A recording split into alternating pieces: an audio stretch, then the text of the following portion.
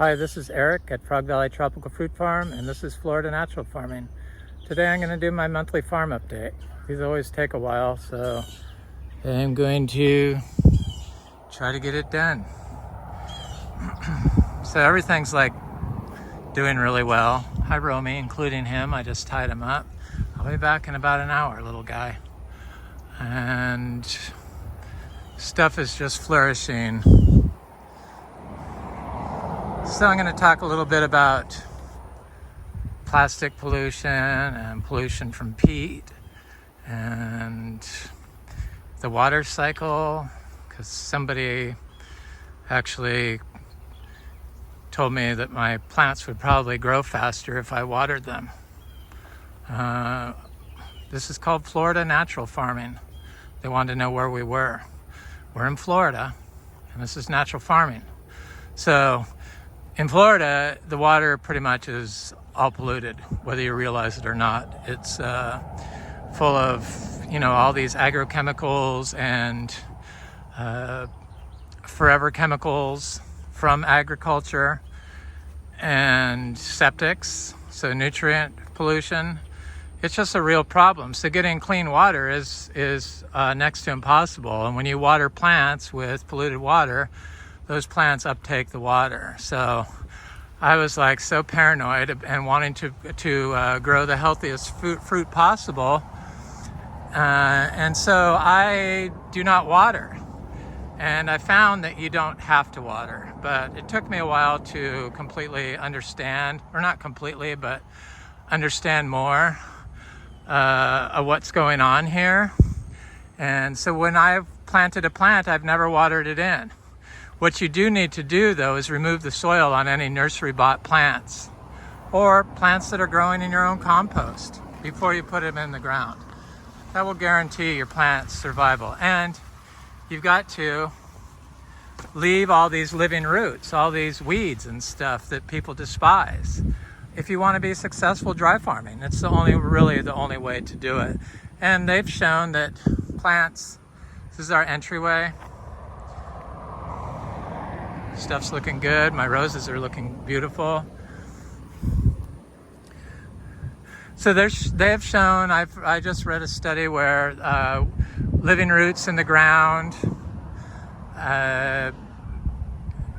conserve more water than if you don't have the living root in the ground due to the microbiology.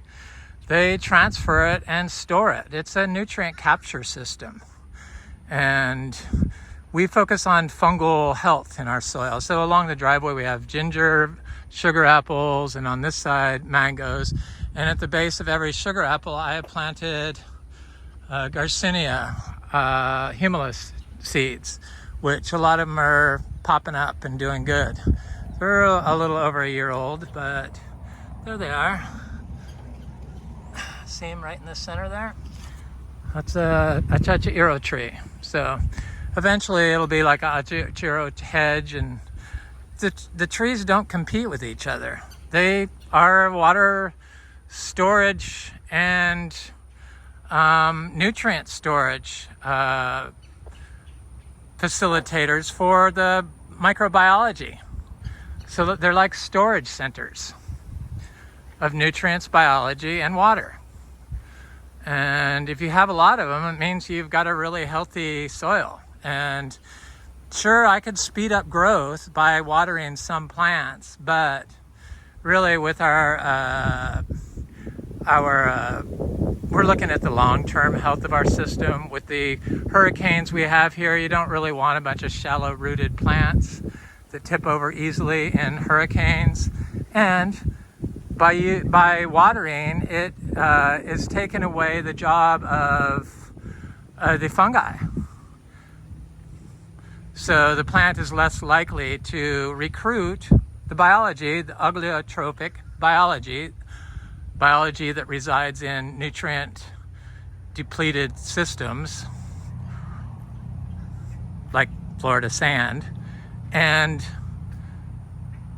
your plant's ability to communicate correctly with its environment. So you're making water-dependent plants by watering. I found that when I didn't remove the soil from my plants, that the plants during times of drought could die.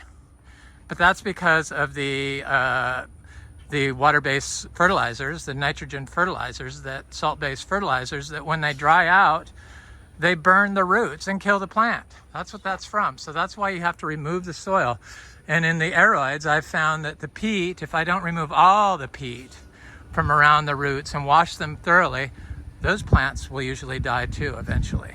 So it's very important, I believe, to remove all the soil from around your plant, rinse the roots in rainwater, and plant it with the least amount of disturbance directly into a system like this. So without removing all the plants, as those plants are going to guarantee that your plant can piggyback your tree, which is a higher, sweeter exudate searching, or exudate excreting phytochemical rich nutrient solution that attracts biology more so than like grass and stuff. But fungi does reside in grass, so removing grass probably isn't that good. So this egg fruit tree is like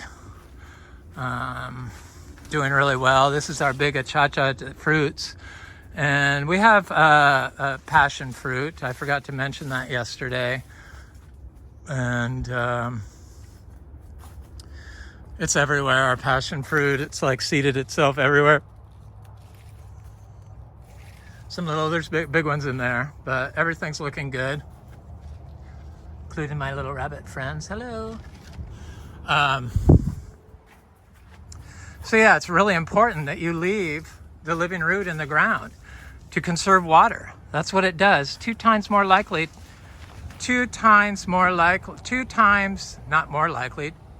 twice as good at conserving water than if you don't have the living root in the ground with the biology. I'll do a link to it.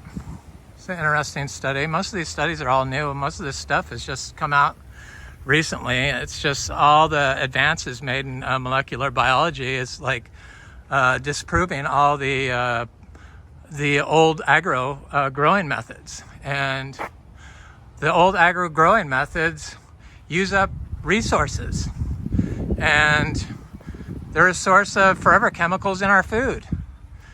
That's what you get from microplastics and nanoplastics. When you grow in plastic pots, you get forever chemicals and all kinds of other horrible chemicals that are cause chronic illness in you and in your plant. So they've shown that the nanoparticles and the microparticles, when you grow in plastic, they congregate around the roots, but the nanoparticles get absorbed directly into the plant, and those are how you are able to uptake. This is a sweet pink tamarind that's just full of fruit, or flowers right now, and some fruit, but it's just got a super bloom on it. The fruit is so good on this. I love it. I love eating them green when they're a little crunchy. They're just so yummy. I eat them seeds and all. These are lychee trees. They're looking good this year. These are the mangoes that had powdery mildew. I've been giving them some daily manure. Here's my cows. Might as well look at them very quickly since they're probably right here. I love them. These are our miniature Zebus. So when I say the farm's for sale, the Zebus are not for sale. I would never sell my main herd of Zebus, like my little miniature bull Wally. I got your baby. He's okay. Isn't he handsome? 32 inches tall. He's so sweet. Just built like a tank. I mean, perfectly built. Sweetest animals in the world. And then there's Carnation. There's my cow, Bogle Farms Luna. And there's my cow Pepsi. She's a spotted one through there. Pepsi. Nope, she ain't gonna come. They're all getting along good. He's a huffer and a puffer. Yeah, we rotationally graze them. There's Pepsi over there. She's eating. They're all pregnant, so possibly if you bought the farm, if we sold it to somebody, then that would babies possibly could go. I'm sure if I was willing to sell you the farm that I'd be willing to let go a couple of this year's babies. The only reason why I want to sell is because I just feel like I'm wasting so much fruit here. I only will like pick and process the fruit that I actually like mangoes and MB fruit, the egg fruit, the lychees. So the birds always get the lychees, the tamarinds. And so other fruit like the sugar apples that I'm not big on, a lot of it goes to waste. And the mangoes are getting to the point now where it might be like so much for me to handle that, I mean, most of our trees are going to be 4 years old next year. So this is a 3-year-old, almost 4-year-old tree.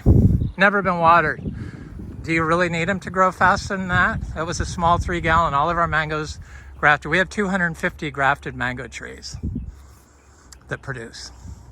I had 285, but I wrote off some of them because 2 years ago we had a horrible freeze, which did but froze back some of our trees, and I just wrote them off. So, but I know we have 250 plus grafted trees, plus hundreds of seedlings popping up that I've seen. It's a fruit punch mango, that's a Venus mango, all top tier mangoes, sugarloaf mango, sweet tart mango, it's the sapodilla. So egg fruit, rasapote. So these rasapotes would have done better if I had bananas in between them. Definitely. They just needed the shade and the potassium that bananas provide. Potassium, there's my vegetable garden. It's doing okay. Here's one of my little mangoes. Look at the leaves on them. Seedling mangoes from this year. So potassium provides a valuable nutrient for plants to buffer environmental stress or man-made stress. So, but when you apply it, and it's applied in an out of balance fashion, which you do when you apply chemicals, then it prevents the uptake of nitrogen and calcium, which is probably why they apply it so highly on mangoes, because they don't want them uptaking so much nitrogen. And then they have to apply gypsum. This is a Luke's Garcinia. It's doing quite well. I expect to have fruit on those eventually. Got over 100 of them directly from Luke, so I know what they are. And I guess Adam at Flying Fox Fruit is proven that they are, you only need one. They're monoecious. Unlike the MB tree. So everyone seems to want the MB fruit. I ship some off to Virginia fruit growers. I do not have a problem with Virginia fruit growers or other YouTubers. What I have a problem with is they all are about just hoarding. And they really don't have a reason, a purpose other than hoarding plants. And then they push other people's bad habits, like the use of peat, the use of plastic pots. So peat, it's a carbon sink. There's only a limited amount left, like water. There's only a limited amount of all these natural resources that we're using up. And I know plenty of my friends have newborn babies. I know 2 that have newborn babies. So what are their kids going to inherit from us? And why don't we pay attention to it? So peat moss that everyone in the tropical fruit world seems to grow in, because they grow all their plants in pots. Peat moss not only is a carbon sink, but it's also a sink for heavy metals. So when you're growing in pure peat and you're using salt-based fertilizers, whether they're organic or not, and you're growing in plastic pots slow down photosynthesis, they slow down hormone activity, they slow down water uptake, because the root zone gets covered, the rhizosphere of the plant gets covered in microparticles of plastic. So when you do add the peat, so what they do allow the uptake of is heavy metals. So when you're growing in pure peat, which is heavily polluted from industrial manufacturing, 200 years of which, that gets stored in peat bogs, the heavy metals, lead, cadmium, iron, copper, probably mercury. Your plant is uptaking not only the forever chemicals and the other toxic chemicals to our health that go into the food, the fruit that you eat, but you're also uptaking all the heavy metals and eating those. That's what causes chronic disease. So here's our big cashew tree. It has fruit on it again. It's getting ready to do some more fruit. It doesn't have a huge bloom, but this tree produced so much fruit this year. It was just so amazing. I've got like 200, I see flower blossoms up there. It has like, I have like easily 200 seedlings coming up here, which I'll be able to see. I planted most of them in the back. They're very hard to see until they pop up above this. There's a lychee tree there.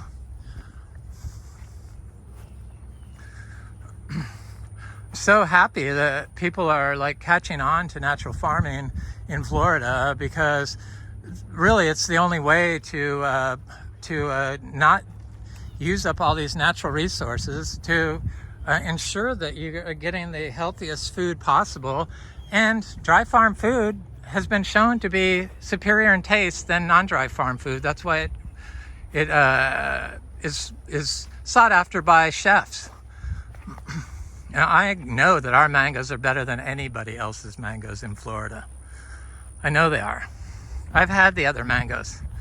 People that have nurseries should not have no business selling fruit trees. Or, not fruit trees, fruit. Fruit for consumption. Fruit for seed, yes, but I have to like follow all these rules on my manure, meaning I can only apply it like 120 days before I'm gonna harvest fruit, which is, I've been trying to get on all these back mangoes here. These are cotton candy mangoes. I'm not crazy about cotton candy, but it was okay. Sweet tart, yes, I love sweet tart. These are just 3-year-old trees. Going to be 4 very soon, like the next 2 months. This is a buttercream that had that fruit on it. The creatures got my October fruit. The problem with here is the creatures will get your fruit if you don't pick it a little bit early. So sweet tart, cotton candy. Yeah, so it guarantees when you grow like this that you're less likely to be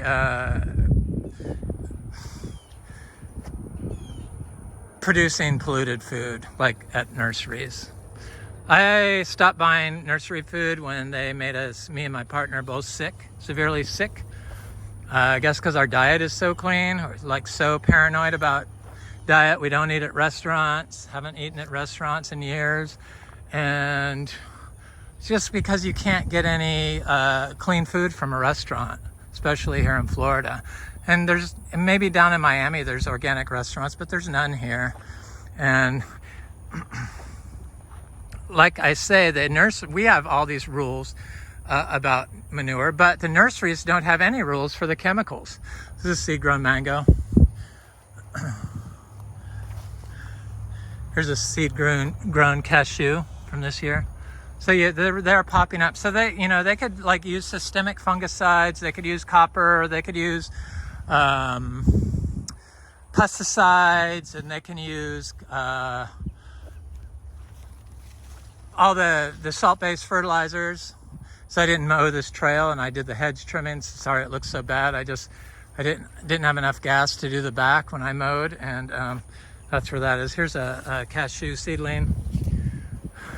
But yet, they're probably more likely to cause long-term health effects by consuming these nursery-grown fruits from Florida. You know who they are. I'm not going to say any names. I love Zill's mangoes. Gary Zill's amazing, but why are we taking advice on how to grow from nurseries? We've turned everyone's house into a nursery. that grows tropical fruit in pots. And those tropical fruits that you grow in pots and peat leach plastics into your soil that go into the waterways, into your shallow well. So these are Valkyrie mangoes. I like Valkyrie. Orange sherbet's better. This is a Valkyrie mango. Is it? No, that's fruit punch. And there's a little seedling mango right here I see popping up. This is a little gem mango.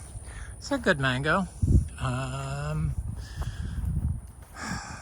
It's just, they've given such leeway to all these chemical polluters because of the lobbyists and the insecticides. I said in my last video that they've tested the water around the citrus groves and the freshwater lakes around the citrus groves, and 20 different pesticides in the freshwater lakes in Florida. Well, Florida is known to have the most polluted freshwater lakes of anywhere in the nation. It probably changes from study to study, but just being on the list once isn't a good thing. And if the lakes are polluted, so is your groundwater. We do know that there's a nutrient pollution problem here in Florida, but yet the powers that have the ability to start expounding on all these advances in agriculture due to molecular, these are cotton candy mangoes, due to molecular biology and molecular studies on what's going on in the soil, they refuse to ignore it and can't adjust in real time, which is kind of what I do. So this is ice cream mango. The ice cream mangoes produce multiple crops per year here. That's another thing. When you let these mangoes be natural and you apply just small amounts of inputs, when I say apply like 1 load of raw zebu manure a year per tree, that's only on trees that produce fruit. I only put it on trees that produce fruit, and that's why I'm able to get 365 trees. Look at all these Valencia Pride mangoes. Look at the leaves on those things. Those are seedlings that I never picked up. I let a lot of our Valencia Pride mangoes just fall off the tree, and I definitely let all our cogshaw mangoes fall off the tree. Here's another ice cream mango. I let all our carrot mangoes fall off the tree. That's why it's like we're at the point where I need to transfer this over to somebody that really wants to farm it. And so I planted so many citrus seedlings or seeds, direct sowed in B, and cashew in here. I see some cashew coming up, but I don't walk through it. We don't walk on anything. Walking disturbs the soil on sand. It's the same as the sand dunes. You release nutrients, you disturb the soil, you crush the roots. There's multiple reasons why you don't mow. When you mow, it lowers the soil. We want to lift the soil up. So it compacts the soil. It makes it hard for the tree to send its roots through the soil and prevents the uptake of nutrients for your plant.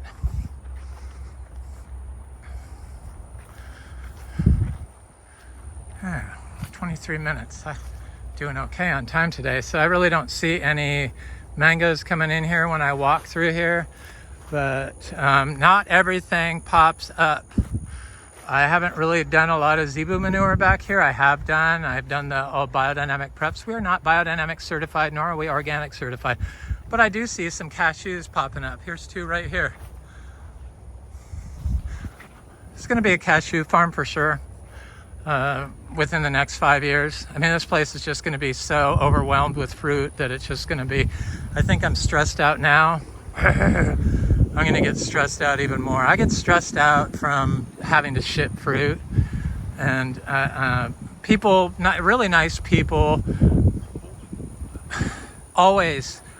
they always send extra money on my PayPal, and it just really upsets me. I do not want extra money. I like to do my books right down to the cent, and when I have extra money that's not accounted for, I have to pay taxes on it. And I'm already in a tax bracket that's not very friendly. So please do not send extra money. It's always like my favorite people that do that. I probably would do it too. I didn't realize until after I had this business that it was actually a problem. So there's cashews. This is where the neighbors sprayed glyphosate all over everything on our property. That tree right there, the dead part, is from the glyphosate they sprayed directly into our property. That's allowed here in Florida.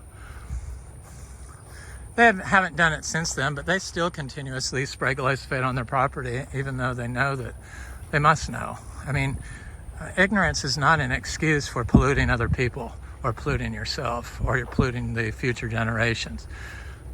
The effects of glyphosate are very well known, and to act like you just don't care because you've been doing it, it's the same people that say, I just can't live without a lawn, but yet they never go outside. It's always old white people. I hate to say that. It's people my age, boomers, that do that. That's why I speak up. I don't want to be one of those people. I want to be somebody that tried to initiate change or tries to initiate change. And for the future, it's a matter of like life and death, is pretty much we can tell from all the studies and all the chronic health issues people have. So look at our pond, it's like completely full. And they raised this property up above ours. Hey, little pony. Those dead trees, that's from them spraying glyphosate. Hi, little pony, but haven't had rain in a while, but yet their property is lower than ours now because they continuously mow. I just don't understand why people can't see that mowing causes sand to go lower, especially if it has grass growing on it, and then it just becomes a compacted mess. It's not conducive for growing tropical fruit trees, and it definitely is not conducive for microbiology that can provide all the water and nutrient needs to your fruit trees. Just saying. Yeah. Got to do something. Got to start thinking. Got to get off Facebook. I mean, people that are so anti-EV, it's like, really?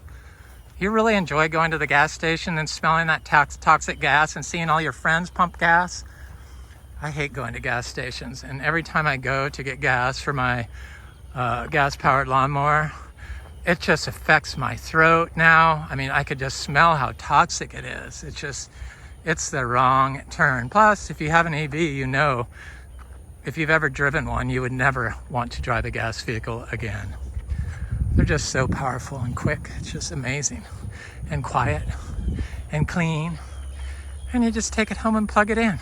And they have really quick, charging stations. Sure, I'm sure all the EV stuff is going to cause all kinds of toxic waste from mining, lithium and stuff, and other rare earths. But it's time to move away from the fossil fuels, that's for sure.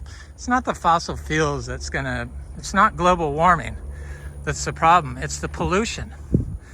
If they called it global pollution, more people would get on board. Plants have the ability to adapt to warming temperatures. So here's probably one of my favorite mangoes this year. This is a peach cobbler mango. It produces so much fruit. It's a polyembryonic seed. I love it. I'm trying to look for any seedlings under there, but I did a good job of collecting all the seeds. I wanted to send some to my friend Greg in Los Angeles, but the squirrels. This is sweet tart mango. This is a lemon meringue. No, is that lemon meringue? I think it's peach cobbler. Not peach cobbler, fruit punch. This is a lemon zest tree. The squirrels kept getting all my seeds. Every time I had them, I'd go out to mail them the next day. I had them all ready, just had to put them in the box the next morning, and they'd be gone or half eaten. Such is my life. Kind of ridiculous that I get stressed out over such stupid stuff. I try not to be that way, but I just can't help it. I want everything to be perfect, and except for my yard. There's curry mangoes. This is ice cream mangoes. The creatures really get the best mangoes. This is a cogshell mango. It's not my favorite. It has too much fiber in it. Kerry mango, cogshell. Kerry produced more than one crop this year too. And I wish I would have picked at least one of them, but I didn't. Ice cream mango. That's a pina colada mango. This is an ice cream mango. Our mangoes mostly did not freeze from the 31 degrees because we have the biological system. If I had bananas all throughout this, nothing would have frozen. I would have just had too much potassium. Raw manures have high amounts of potassium. The fresher the manure, the more potassium you're going to have. So that's why we apply fresh manure daily, because it's for environmental stress. It protects against changes in the environment, like too much water, too little water, too much heat, too little heat. Not enough nutrients. Just on and on and on.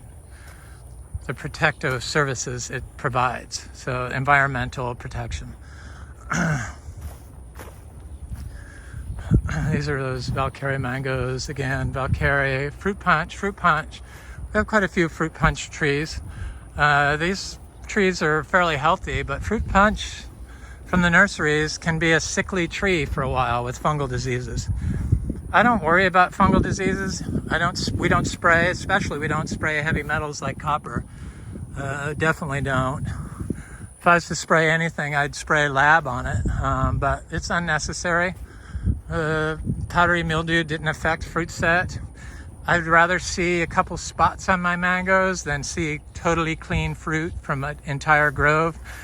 Then I know that they've been spraying or using systemic fungicides, and the fruit quality just isn't the same. There's a orange crushed jackfruit.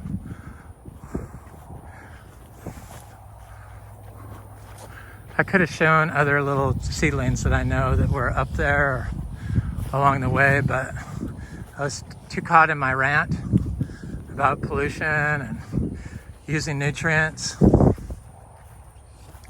So these mangoes here, this was a flood zone, and the only thing that cured it was burying that biodynamic horn. So I dug up horn manure that I made, and then dig it up, and rather than scoop it out and spray it above the soil, just bury the whole horn. We are not biodynamic certified. Just was too much stress, too much dogma. I just didn't believe in everything they did, and it prevented me from being creative. So keeping track of all seeds I planted and prevented me from just direct sowing seeds after I eat them directly in the ground, because I'd bring them back, have to mark them in the book, then go back and plant them. So yeah, we kept records for the first 5 years of this farm. I guess for the first 6 years of this farm. Daily notes and everything that we did, all the inputs, all the seeds, all the plants. But I don't do that anymore. Nobody really seemed interested. They seemed less interested. They thought I was kind of a snob. These are lychee trees. Because I was organic certified, like I was some liberal elite. No, I'm just trying to grow clean food and show that it can be done, because they told me that you couldn't grow organically in Florida when I moved here. And the Ag Extension office never even bothered showing up when I made an appointment, and then they rescheduled the appointment and just blew me off. So it's like they just discount this because they consider this abandoned. It's colonialism. That's all that is. This is a J31 mango, or jackfruit. These are lychees, of course. So I can always tell a compacted soil area. It's when nothing grows, like this doesn't grow, and the grass is a monocrop still after not mowing it for years and years and years. Even the citrus is small. But I buried the horn in here, and I noticed some other stuff like that.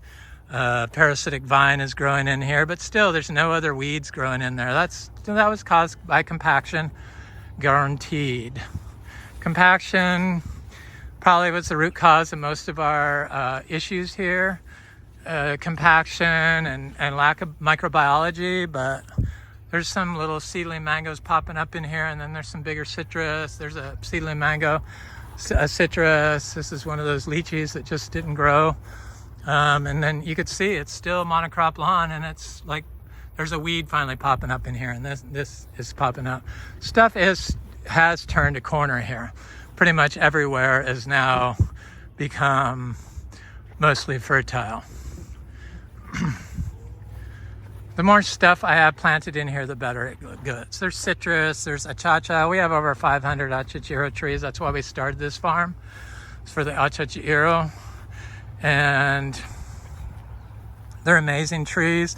I only bought like 41 trees from the nursery. All the rest are seeds that I acquired from numerous sources and numerous locations. Lots of seeds. I just kept sourcing. So we have star fruit. I've said I didn't like star fruit, but I've started liking star fruit. These are Sri or Kerry. They're good, they're sweet, and they're delicious, and I like them. Now, they got better with age. The better our soil got, the bigger the plants got, the better the fruit is. Here's a little achachiro seedling I know is over here. Right there.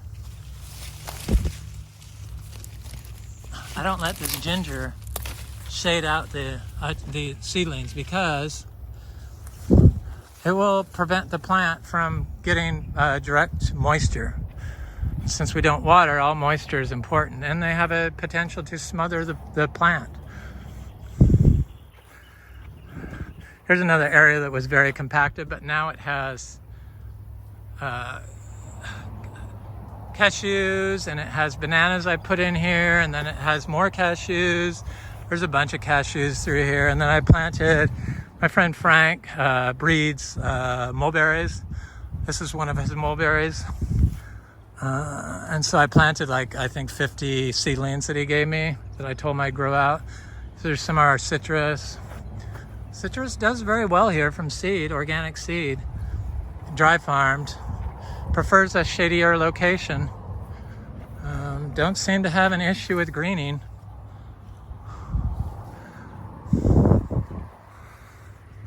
Then here's some jackfruit.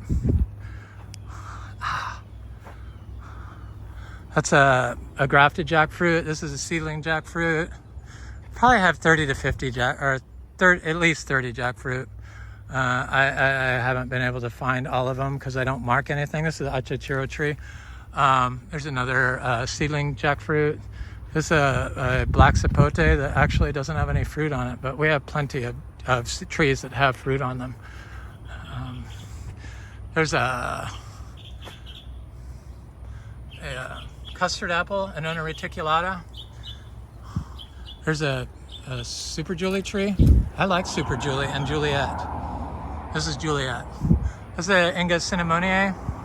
And then along the road is all sugar apples, atamoyas, and ilamas. There's another black sapote. Here's a seed-grown jackfruit. This is a male. This is, pigeon pea. This is a male seashore mangosteen, the Garcinia humbromiana. This is a Inga spectabilis. We have flowers all over our Inga spectabilis trees, so I'm assuming this is a MB tree, Garcinia livingstonii. That's a hermaphrodite, Garcinia livingstonii, or bisexual, however you want to look at it, but it produces its own fruit every time, so it's finally getting up some size. Here's a Lux Garcinia. Did not like having this path put next to it. It was the best looking one, and now it's not. And here's a Lux Garcinia.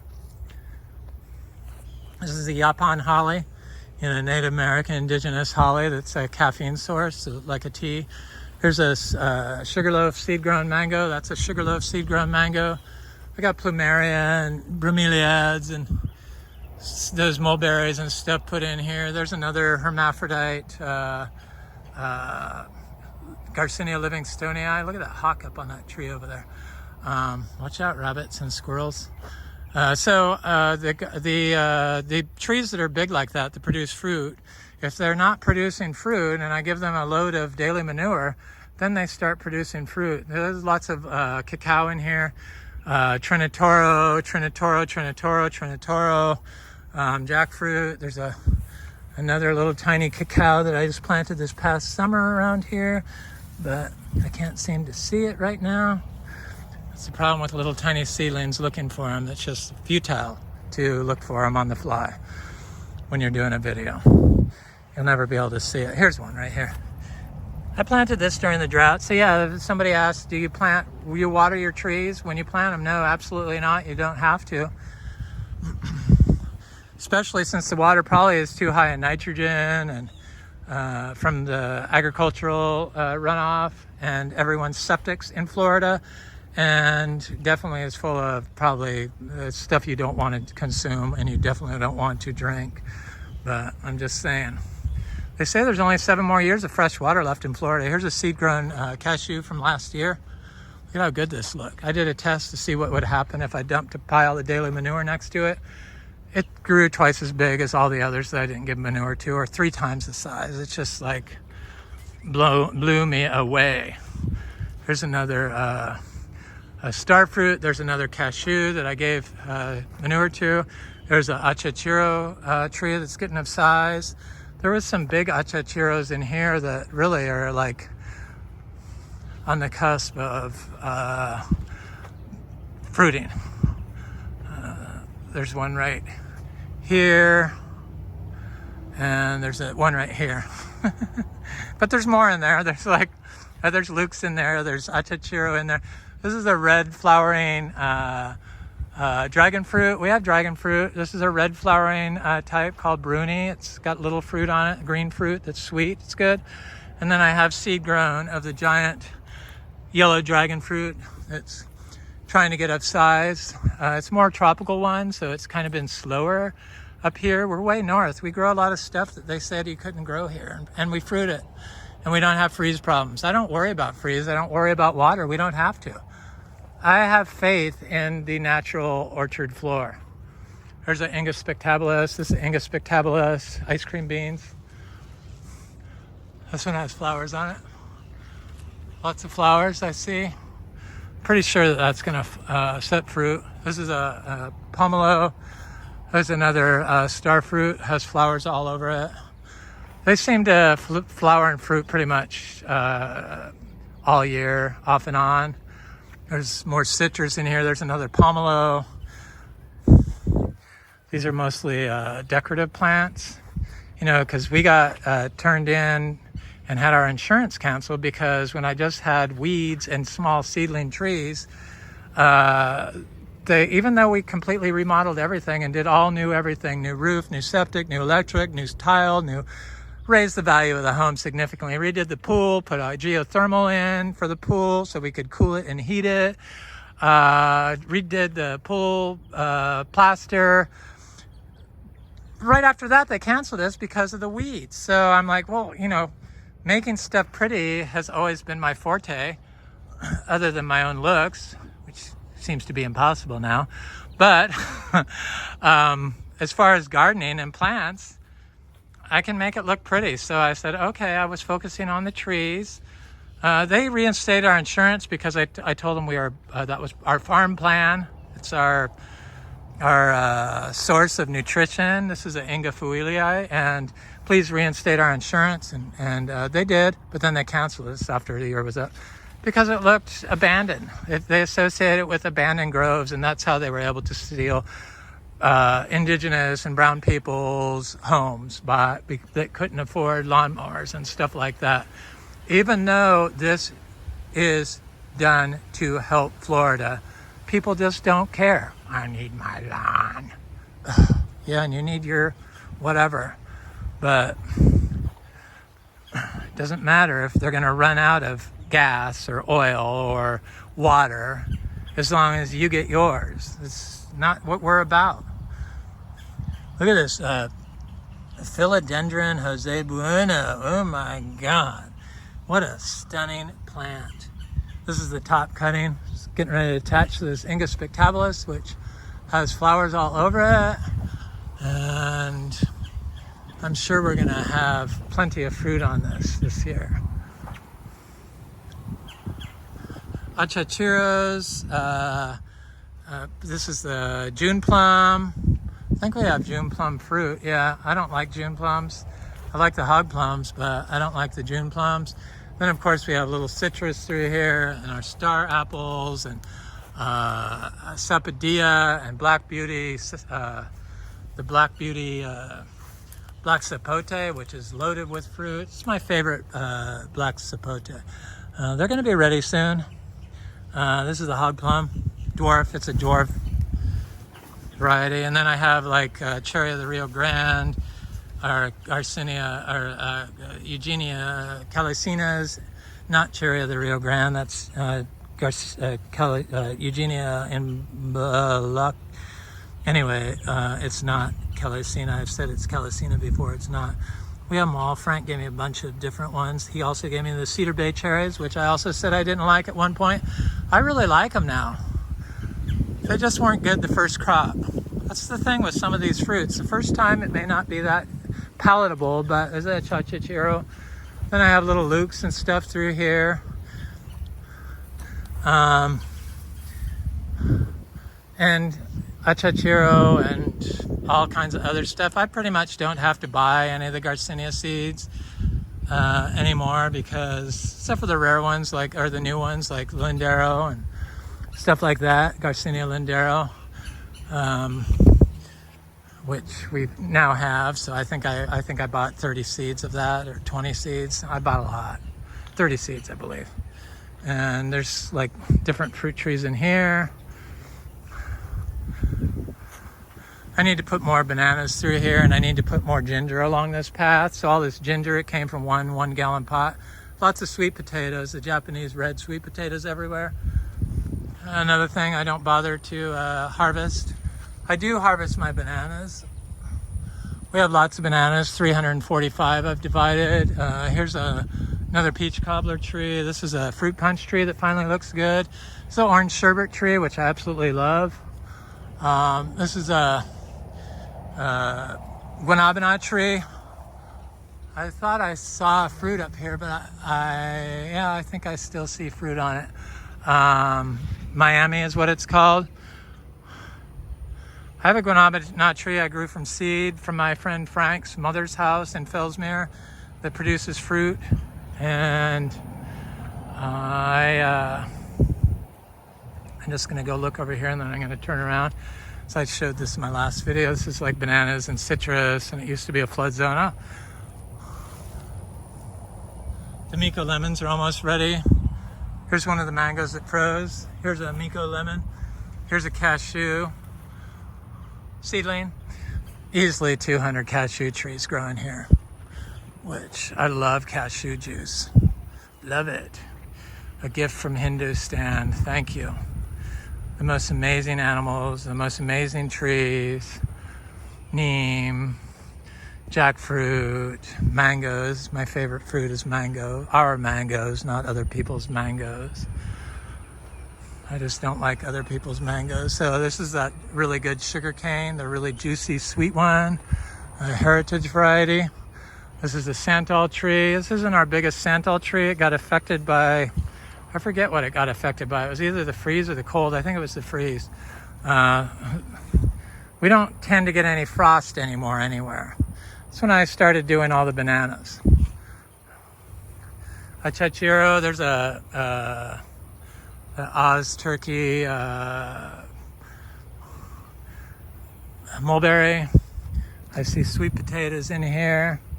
There's a hybrid Garcinia species cross. It's like a sweet Garcinia gardneriana. I don't believe anybody else has that. This is I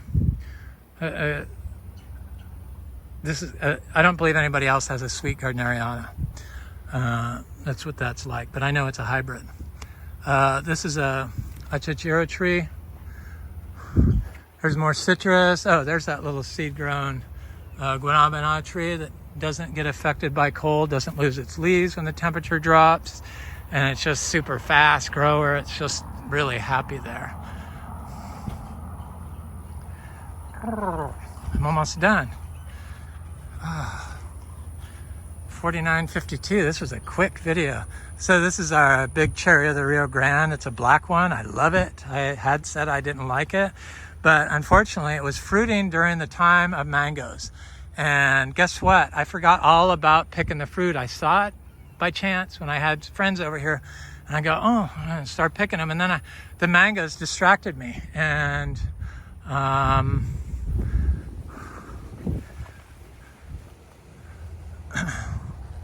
I never went and picked them. So there's like sapodillas in here, and lukes, and there's a bunch of Eugenia calicinas in here, and I put some of those seedlings from Frank, and this is a black sapote. This is a female seashore mangosteen, Garcinia hombromiana. I see black soldier flies on it.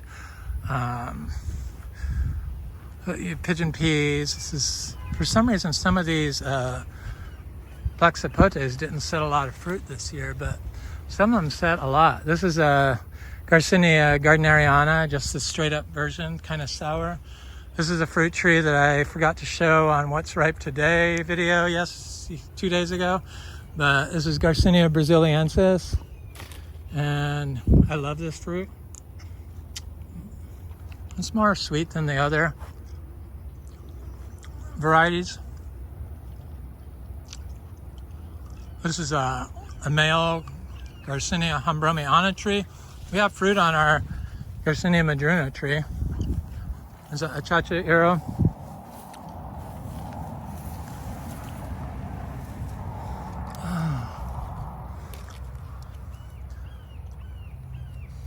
It produces fruit non-stop, all year long. Sure, if I looked, I could find more. I have other trees of that started, but there's a little seedling jackfruit. There's another cashew. We're gonna be overwhelmed with cashews. I guess I'm never gonna like selling fruit, but if I'm here, I'll do what I can. Thankfully, I don't have to rely on it for money. This is a breadnut tree. I'm not gonna go on that road. I already went down that. Yay.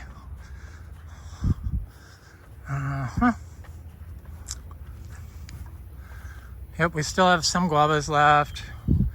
Here's some more guava trees. This is a giant white crunchy one. So that one is also lemongrass. This is that ginger I said. It all came from the same achacha iro. There's a Aki. There's a achacha. It's a farm for the future. For the future. It's what we are. It's a achacha tree. There's a rose apple. I forgot to show the blue lily pilly and the sweet giant ubijay and some other things. Here's a kumquat. Here's a African peach doing quite well. That is self-fruiting. You don't need more than one, and it's been proven. My friend Jerry did it. So here's our cacao, our fruiting cacao that we grew from seed that we dry farm. Could this tree be bigger if I water it? Yeah, and if I put manure around it and watered that, it would be huge. Here's the Garcinia intermedia. Here's my aroids. Really, this is my love. I just love the rare aroids. This is Philodendron lynamii. Has beautiful new red foliage. And I love Licula palms. It's a diamond joey from Borneo. There's a Monstera esqueleto. There's another Monstera esqueleto. They're in the ground. This is Philodendron luxurians, which is considered to be one of the hardest philodendrons to grow, but as you can see, we don't have any problem. That's a new leaf coming out. It's in the ground. They like to grow in compost, just FYI, and they do really well, and they don't get any bugs. as you can see. This is gloriosum, and it's in the ground, and they thrive when they're in the ground. And the Anthurium regali is flowering. It's a new leaf on the regali, that leaf, and they do really super well. It's just amazing. This is the Anthurium beechii.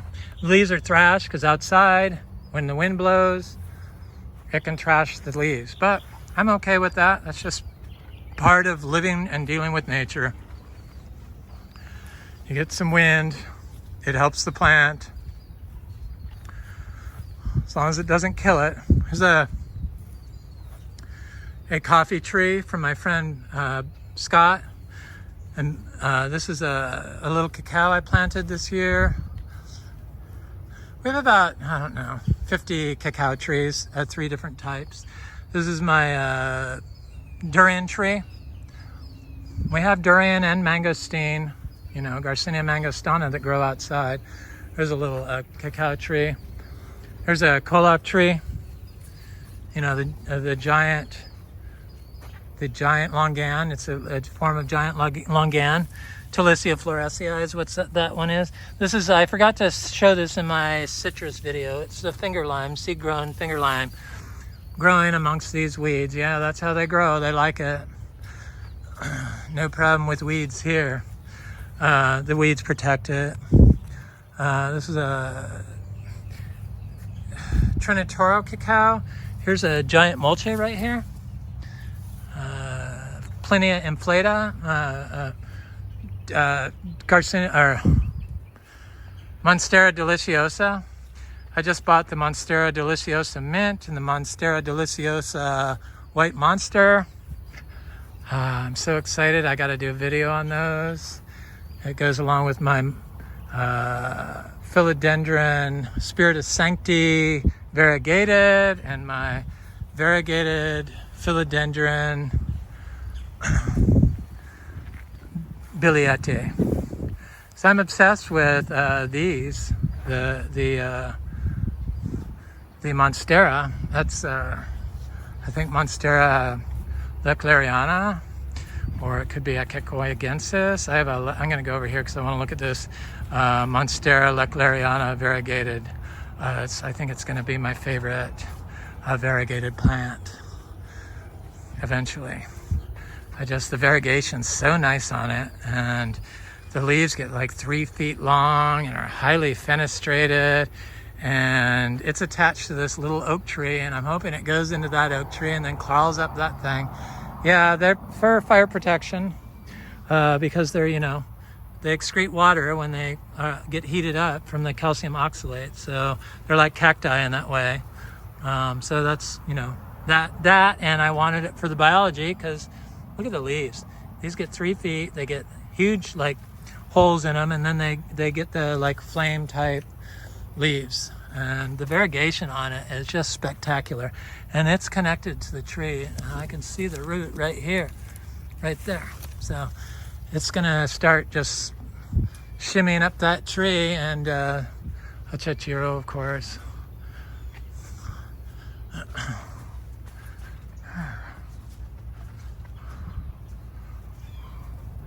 Anyway, I think that's pretty much everything. I hope you got something out of this. I really appreciate everyone's comments, even though they may upset me for a minute. My friend that was trying to tell me that it's all silica here in the sand. We spoke offline, and it was just stuff comes across weird in texts and comments, and you know, it's a lot on my plate to do all this stuff and try to maintain a level head at all times. But it's okay, it's all good. Anyway, like, share, and subscribe if you want to help Florida and help the environment. Please watch and do your part. Thanks. Have an excellent day. This is Frog Valley Tropical Fruit Farm.